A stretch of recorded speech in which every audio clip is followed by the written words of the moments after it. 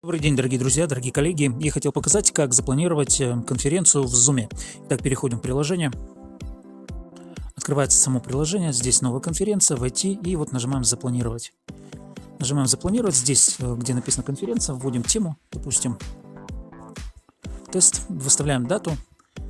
Здесь вот выставляем дату, плюс-минус, допустим, так, 6 мая, все нормально устраивает. Далее здесь время выбираем от, и здесь надо будет выбрать. То есть время, допустим, какой вам, здесь часы, здесь минуты, далее.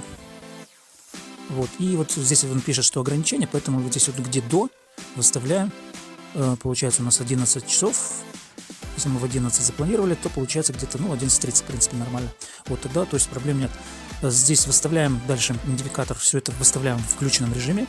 Пароль конференции, вот здесь вот пароль, нажимаем пароль, и можно его поменять. Вот. То есть можете вот здесь вот написать любой пароль, можно текстовый, с букв, можно из цифр. Вот, обязательно вписывайте. Здесь видеоорганизатор включен, видеоучастников включен обязательно. Вот, все это вместе включаете все эти галочки и нажимаете «Готово». Так, разрешить, да, приложению работать. И вот здесь вот добавить приглашенных. Можно по электронной почте, можно вообще здесь пока никого не приглашать по вот такому варианту. И вот смотрите, получается начать конференцию.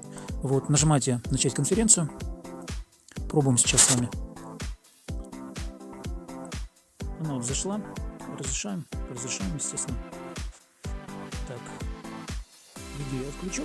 Вот, и здесь вот смотрите, далее нажимаем «Участники», «Пригласить», и вот копировать URL, нажимаем «Копировать URL».